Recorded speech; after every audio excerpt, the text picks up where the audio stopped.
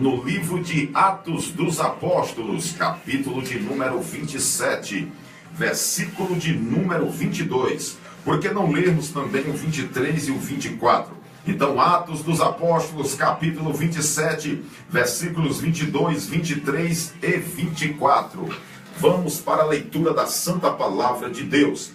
Mas já agora vos aconselho bom ânimo, porque nenhuma vida se perderá de entre vós, mas somente um navio, porque esta mesma noite um anjo de Deus, de quem eu sou e a quem eu sirvo, esteve comigo, dizendo: Paulo, não temas, é preciso que compareças perante César, e eis que Deus, por sua graça, te deu todos quantos navegam contigo. Aleluia, glória a Deus.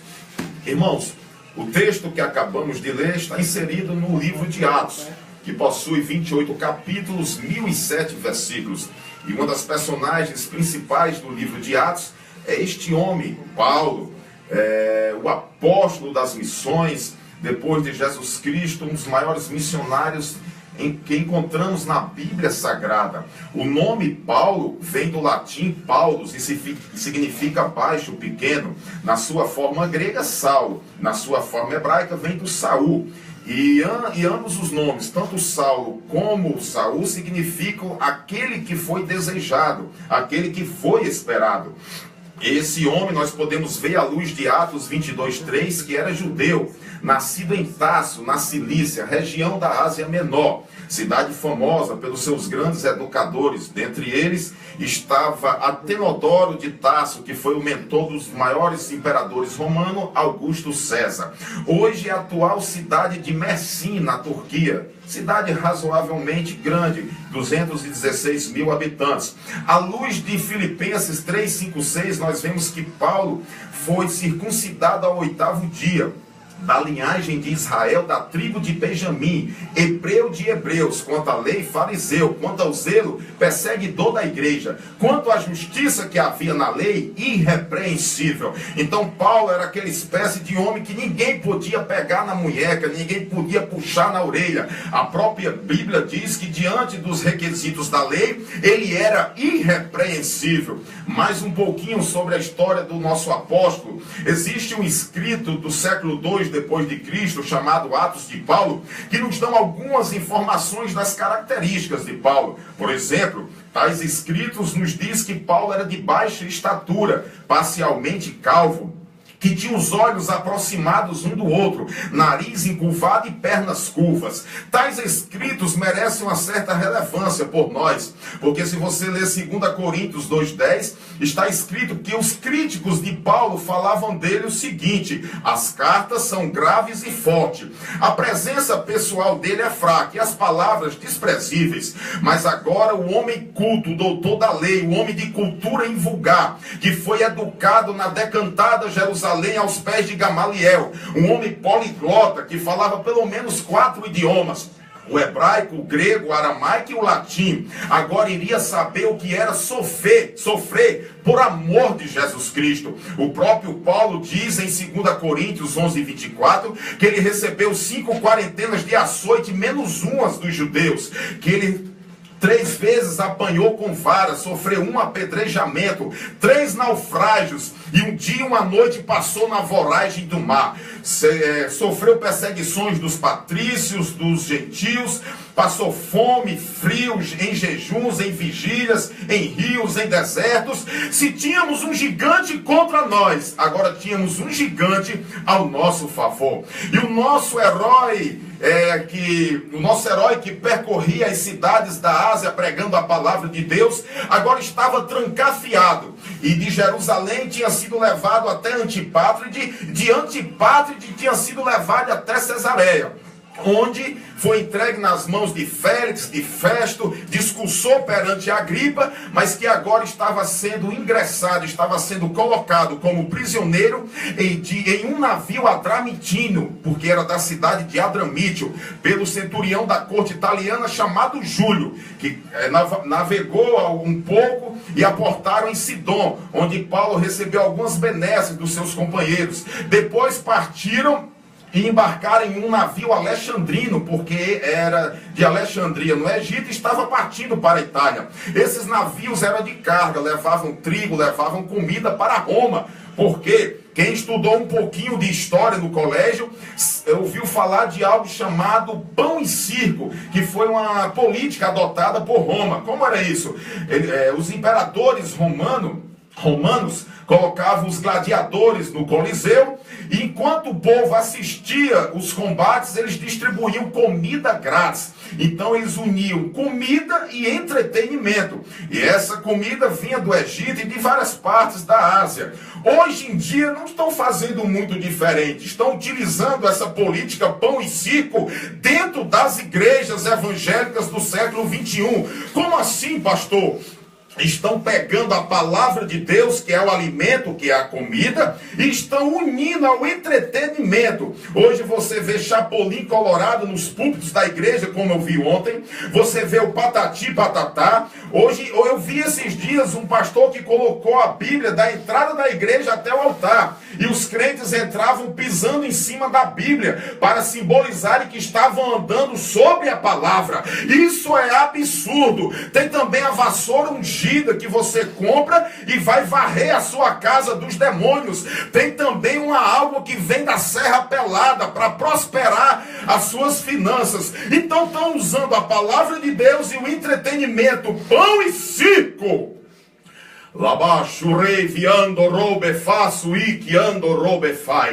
E o nosso apóstolo estava dentro daquele navio partindo para Roma.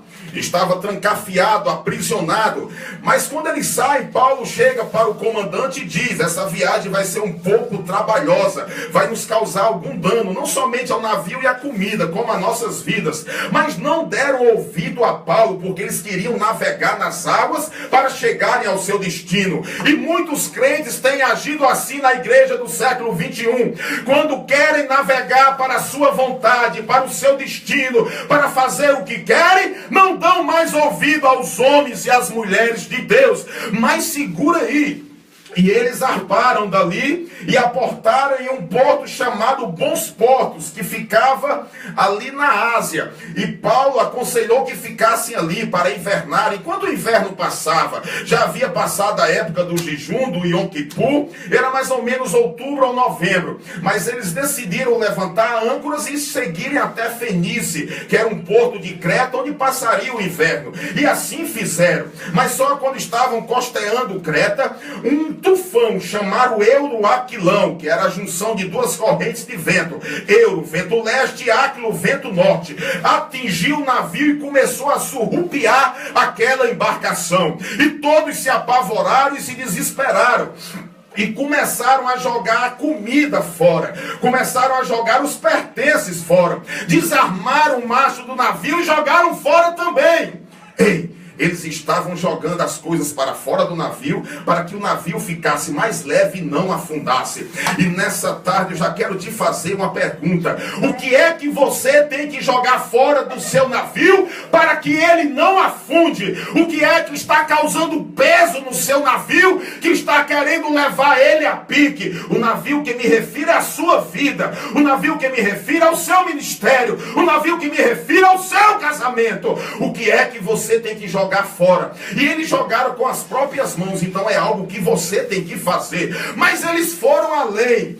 Além de jogarem a comida fora, também jogaram o mastro do navio. O mastro é o que dá direção ao navio, é a parte que fica mais alta do navio. E eu quero simbolizar esse mastro como sendo Deus. E eles tiraram a armação, o mastro do navio, e jogaram fora. Muitos crentes estão fazendo assim diante da tempestade. Estão tirando Deus do controle do navio, do controle da vida. Estão colocando Deus de lado e estão ficando ao ver navios, estão ficando ao Deus dará. Então nunca tire Deus da direção da sua embarcação. Jogue o que tiver para fora, para que ele fique leve, mas nunca coloque Deus para fora do seu barco. Labashurei bianda rabashuri kanderei viando robecai. Anjore ande has Labastuí ando robecancho comanai. Mas não tinha mais jeito. Paulo chegou e disse: poderíamos ter evitado isso se vocês tivessem me dado ouvidos lá em Bons Portos. Mas é sempre assim. O crente prefere sofrer primeiro para dar ouvido depois. Então, se o Paulo da sua igreja, o líder da sua igreja, está te orientando, está te aconselhando, então segue o conselho dele, antes de você cair na tempestade. Mas a história iria se agravar. Eles olharam de longe e viram que estavam naufragando no caminho da Sirte. Sirte eram barrancos de areia movediça que ficava próxima à Líbia. Estavam um pouco distante, mas com o desgoverno do barco, eles iam terminar entrando nos bancos de areia movediça. Nessa tarde eu quero te advertir: antes que você caia na Sirte, antes que você caia na areia movediça, segura, amarra o seu barco como aqueles homens fizeram. Areia movediça é algo que quando você entra não consegue mais sair, porque quanto mais você estribucha, esperneia, mais você afunda. Então esse barco furado que você está querendo entrar, esse relacionamento caído que você está querendo assumir, não vá até ele, porque é areia movediça. Quando você estiver dentro, não vai mais conseguir sair. E eles continuaram a navegar.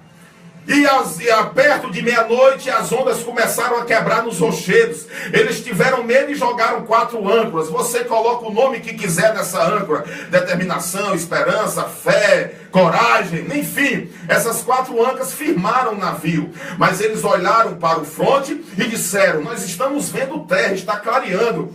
E eles decidiram que iriam içar as âncoras e iriam para a frente. Mas detalhe: Paulo chegou para eles e disse: não temas, porque Deus me visitou e disse que o navio vai se perder, porém nenhuma vida se perderá.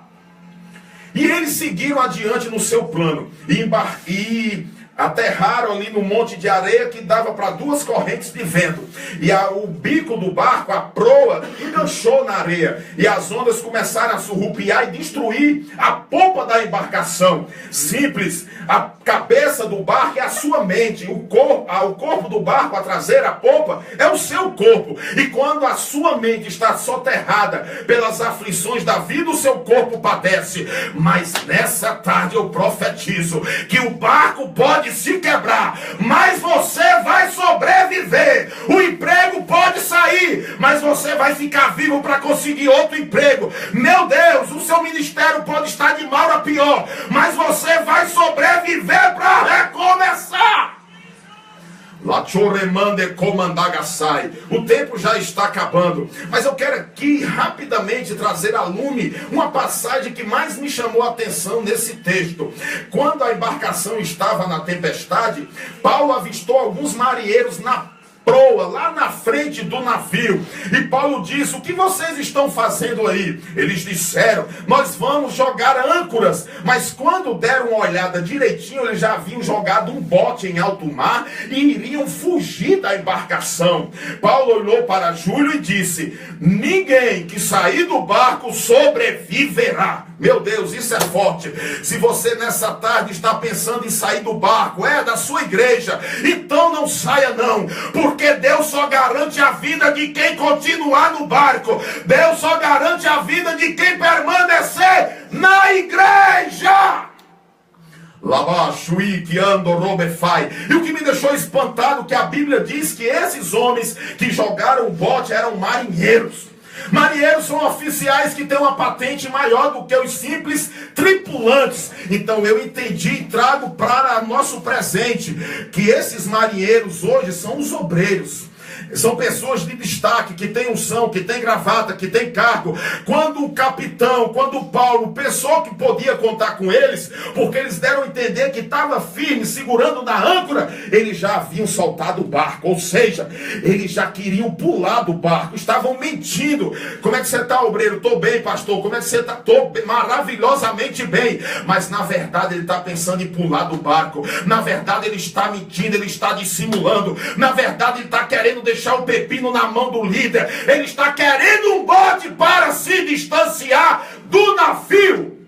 Ei, Mas os soldados foram e cortaram os cabos que ligavam os botes se foram embora e eles continuaram no navio. Eu profetizo que nessa tarde um anjo de Deus vai cortar todo o cabo que está segurando os botes que você quer sair do navio, que você quer sair na igreja. Qual é o seu bote nessa tarde? É desculpa? Qual é o seu bote nessa tarde? É prostituição? Qual é o seu bote nessa tarde? É frieza espiritual? Eu profetizo que estão sendo cortados e você vai permanecer no navio. Então não desiste não, permanece na igreja, não pule em alto mar, o mar simboliza o mundo. Se no navio estava difícil, imagine num bote. O que é um bote diante de uma tempestade? Com certeza seria morte certa.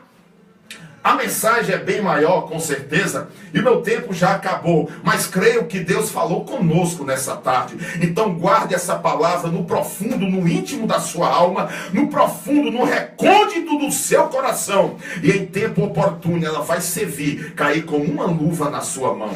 Essa foi a nossa palavra do dia. E eu quero aqui novamente convidar hoje, 5 da tarde, ciclo de oração, Zilanda Santos cantando e pregando. Amanhã, segunda do milagre, você é o nosso convidado. Até próximo domingo, se Jesus não voltar. Que Deus abençoe a sua vida para a honra e glória do nome dele. Amém.